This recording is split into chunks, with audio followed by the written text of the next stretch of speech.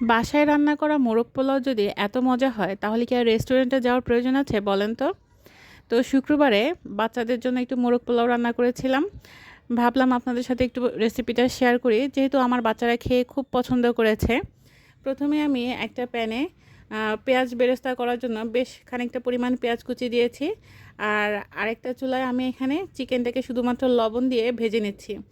তো পেঁয়াজটা বেরেস্তা হয়ে গেলে এই তেলের মধ্যে আমি কয়েকটা ডিম ভেজে নিব, সামান্য একটু লবণ দিয়েছি। এরপরে হচ্ছে আমি ওই তেলের মধ্যেই দিয়ে দিচ্ছি পেঁয়াজ বাটা। তেলের পরিমাণটা আমি একটু বেশি করেই দিয়েছিলাম।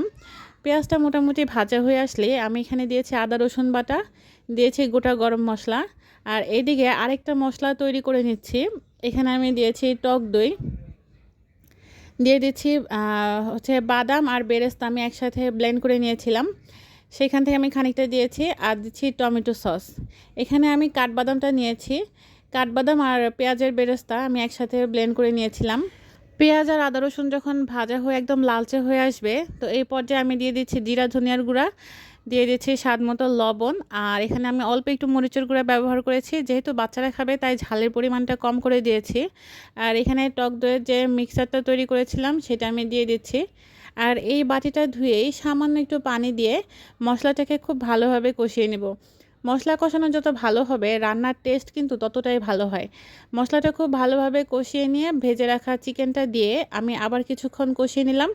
এবার আমি এখানে দিয়েছি 1 কাপ পরিমাণ দুধ, দিয়েছি আস্ত কাঁচামরিচ, তারপর দিয়ে দিচ্ছি খানিকটা বেরেস্তা। আর এখানে আমি সামান্য একটু চিনি দিব, এটাতে টেস্টটা খুব ভালো আসবে। এরপর ঢাকা দিয়ে মিডিয়াম টু লো হিটে চিকেনটাকে একদম সিদ্ধ হওয়া পর্যন্ত রান্না করে নেব। সিদ্ধ হয়ে যখন উপরে তেল ভেসে আসবে, এই পর্যায়ে হচ্ছে আমি ঝোল থেকে চিকেনটাকে উঠিয়ে নিয়েছি। আর এখানে যে চালটা ধুয়ে পানি ঝরিয়ে রেখেছিলাম সেটা দিয়ে দিচ্ছি। তারপর মশলাতেই কিছুক্ষণ ভেজে নিয়ে এখানে আমি চালের দ্বিগুণ পরিমাণ পানি নেইনি, কিন্তু সামান্য একটু কম নিয়েছি। তারপর দিয়েছি স্বাদমতো লবণ, চিনি। আর এখানে দিয়েছি কয়েকটা কিশমিশ। পানির পরিমাণটা সামান্য একটু কম করে দিলে পোলাওটা কিন্তু খুব সুন্দর ঝরঝরে হয়। আর এখানে স্বাদ বাড়ানোর জন্য দিয়েছি পাউডার দুধ। এবার ঢাকা দিয়ে প্রথমে হাই হিটে রাখবো, তারপর এটাকে লো হিটে 15 থেকে 20 মিনিট সময়ের মতো রান্না করে নেব। আর এর মধ্যেই কিন্তু পোলাওটা সিদ্ধ হয়ে গিয়েছে, আর পোলাওটা কিন্তু একদম ঝরঝরে হয়েছে। এবার রান্না করে রাখা চিকেনটাকে আমি পোলাওর সাথে মিক্স করে দিচ্ছি। আমার মনে হয় এই রেসিপিটা আপনারা সবাই জানেন, কম বেশি সবাই বাসায় ট্রাই করেছেন। তো যেই ডিমগুলোকে ভেজে রেখেছিলাম সেগুলো আমি এক ফাঁকে বসিয়ে দিচ্ছি। এরপরে হচ্ছে উপর দিয়ে আরও কয়েকটা কাঁচামরিচ দিয়ে দেবো। আস্ত কাঁচামরিচ দিলে এটার ঘ্রাণটা খুব সুন্দর আসে। তো উপর দিয়ে আরও যে বাকি বেরেস্তাটা ছিল সেটা ছড়িয়ে দিচ্ছি।